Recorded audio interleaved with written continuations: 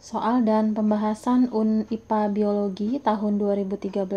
Kali ini kita akan mengerjakan soal nomor 4 sampai 28.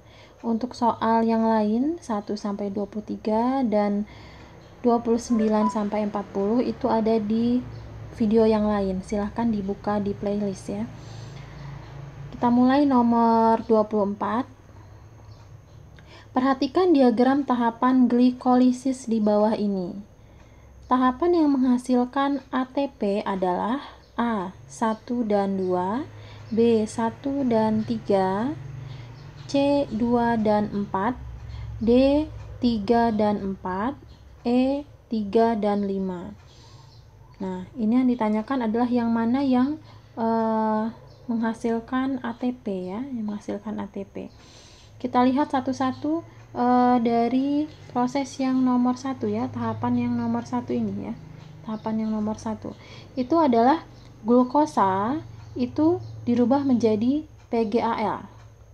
Membutuhkan, nah ini membutuhkan, justru ya membutuhkan 2 ATP. Nah, yang nomor 2, ini ya yang nomor 2. Yang nomor 2 itu PGAL itu terjadi proses dehidrogenase, membentuk 2 asam. Nah, jadi yang nomor 2 ini juga tidak terbentuk ATP ya. Yang nomor 3, kita lihat yang ini ya, yang nomor 3. Yang nomor 3 itu 2 asam 3-bifosfogliserat itu berubah menjadi 2 asam 3-fosfogliserat membentuk 2 ATP untuk yang nomor 3. Ada kelihatan ya? Jadi nomor 3 ini membentuk 2 ATP di sini. Jadi jawabannya paling ada yang 3-nya, kalau enggak yang B, yang D atau E. Berikutnya yang nomor 4. Nomor 4 itu 2 asam 2 fosfogliserat itu berubah menjadi 2 fosfoenol dan 2 virufat. Nah, jadi di sini tidak terbentuk ATP nomor 4. Nomor 4 tidak ya, tidak terbentuk ATP. Kemudian yang nomor 5 itu adalah 2 fosfoenol pirufat itu berubah menjadi asam virufat membentuk 2 ATP serta H2O. Jadi nomor 5 ini ada terbentuk ATP. Nah, jadi yang proses yang menghasilkan ATP itu adalah yang nomor 3 ini tadi ya. Nomor 3 dan nomor 5. Jadi jawabannya adalah yang E. Nomor berikutnya nomor 25. Perhatikan pernyataan berikut ini. 1. Membutuhkan oksigen dari udara.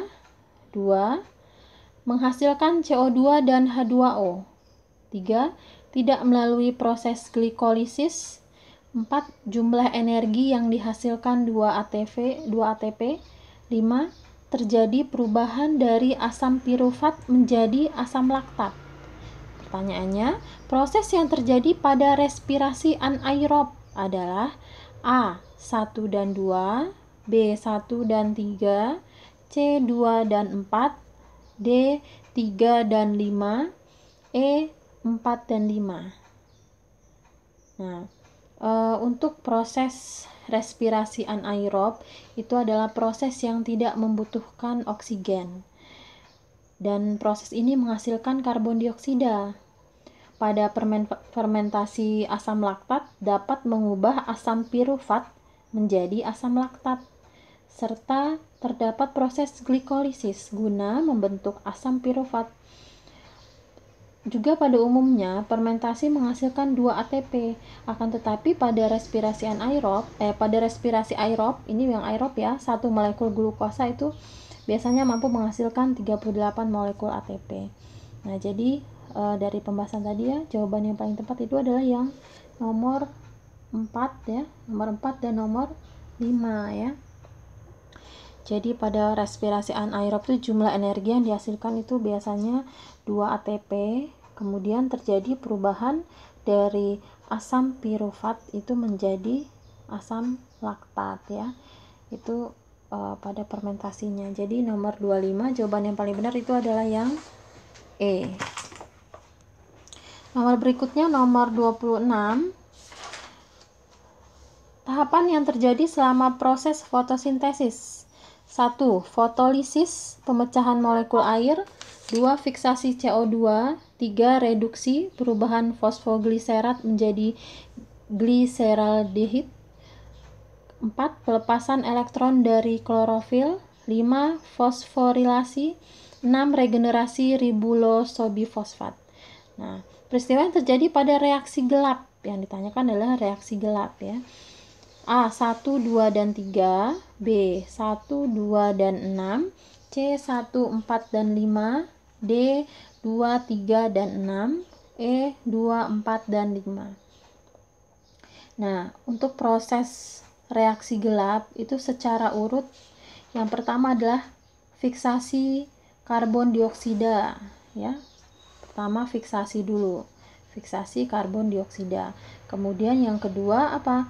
Reduksi. Tadi yang ini ya berarti ya. Yang dua dulu ya. Pertama yang dua dulu. Kemudian yang kedua reduksi. Reduksi dengan perubahan fosfogliserat menjadi gliseraldehid. Jadi yang ketiga 2, 3, kemudian baru yang terakhir adalah yang regenerasi. Regenerasi ribulosobifosfat ya. Jadi regenerasi pembentukan ribulosobifosfat ini ya. Jadi urutannya yang benar adalah 2, 3, dan 6. Jawabannya adalah yang D. Berikutnya nomor 27. Respirasi aerob menghasilkan ATP lebih banyak dibandingkan dengan respirasi anaerob. Karena respirasi anaerob A. merupakan katabolisme sempurna yang menghasilkan CO2 dan H2O. B. tidak menggunakan O2 sebagai akseptor. C. menggunakan asam pirufat sebagai substrat. D. memberikan elektron dan hidrogen dari NADH kepada asetildehid. E. terjadi karena kurangnya oksigen untuk mengoksidasi pirufat. Untuk respirasi aerob itu lebih banyak menghasilkan ATP daripada respirasi anaerob. Karena respirasi anaerob itu terjadi pada lingkungan yang kurang oksigen sehingga membutuhkan banyak ATP untuk mengoksidasi pirufat. Jadi jawabannya yang tepat adalah E ya. Terjadi karena kurangnya oksigen untuk mengoksidasi pirufat.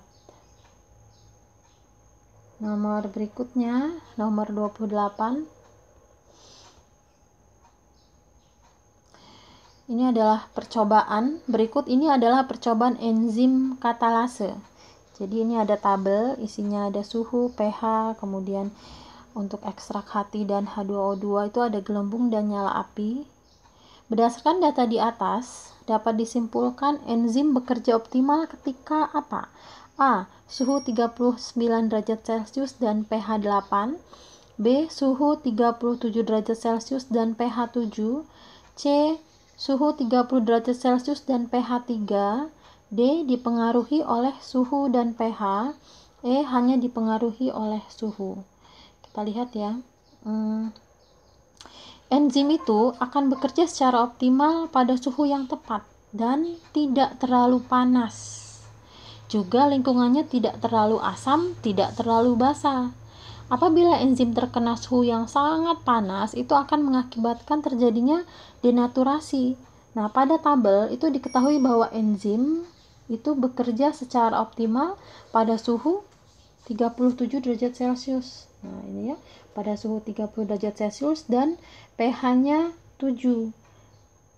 Kenapa? Karena kita lihat di sini ada banyak jumlah gelembung. Nah, ini gelembungnya paling banyak. Juga nyala apinya juga dia menyala ya.